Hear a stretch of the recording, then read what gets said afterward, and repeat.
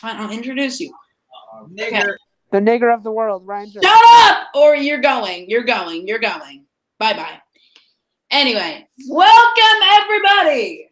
Hello, I stand here with Vice President Ryan Servis, Jacob, Tommy, and Harvey. I don't know why these two are here. I just was generous. Bro, you know damn well why I'm here. Okay, well, sure.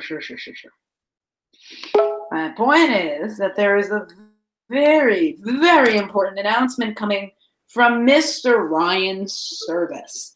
Ryan, why don't you take it away? He's running for president. You don't know that, and whoever said that, who said that? Okay, okay, start, Ryan. My fellow Americans, today we are at a time for decision making. Today we have access to markets and innovations that nobody thought would ever be possible.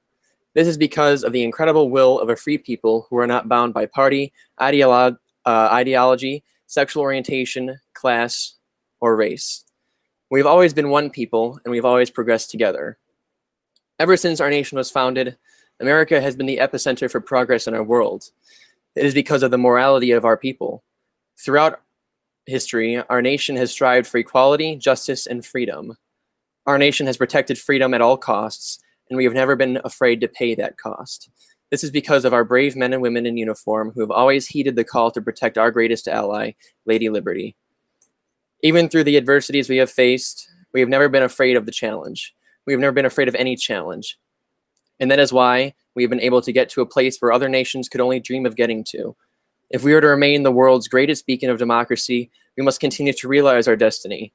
We must consult the martyrs of history and know that they experienced events so that we can prevent them. They have shown us that the key to prosperity lies in a free market economy that is free to regulate itself, free from government intervention as much as possible. They have shown us that, hold on a second.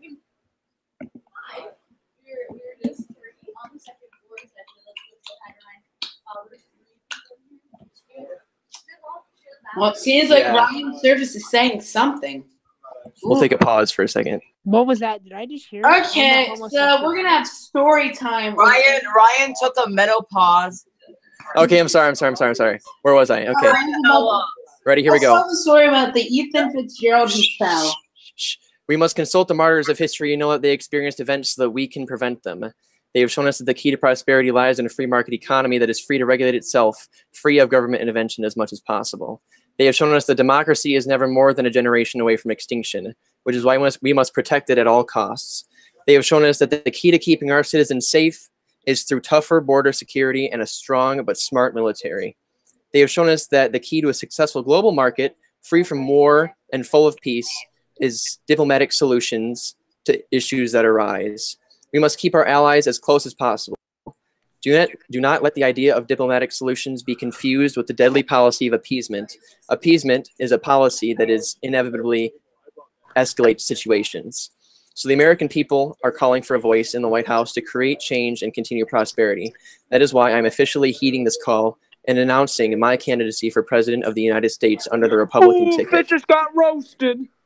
I will be a candidate for teachers who are disappointed at their government for inadequate salaries. My mother is a teacher, and I know how hard it was on her when she took a huge pay cut in 2014. We were uncertain of our future. This is not something that anyone who is teaching the next generation of leaders should go through. I will be a candidate for police officers who feel that their government is not on their side. Our men and women in blue should not be scared that they will be harmed solely because they wear a blue uniform. This cannot continue. I will be a candidate for farmers who feel that their government is failing them in their harvest. I believe the way to prosperity is for fair and free trade. Our government must realize that farmers are one of the many backbones of our nation, and that farmers are one of the most affected communities when tariffs are implemented. I realize that I have held the office of Vice President for 2 terms. Although the office of Vice President is the second highest office in the land, it does not come with very much power. Not much change can come from the office of Vice President, and I believe that the best way I can make change is as your next president.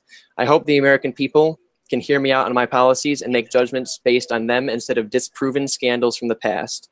I would like to thank Political Hub for allowing me on their network to make this announcement.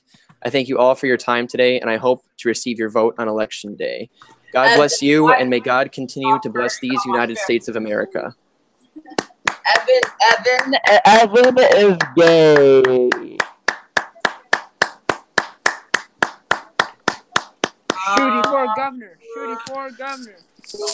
All right, that's all. I gotta go. Okay, bye-bye, Ryan. Goodbye. Bye-bye. Thank you. Thank you.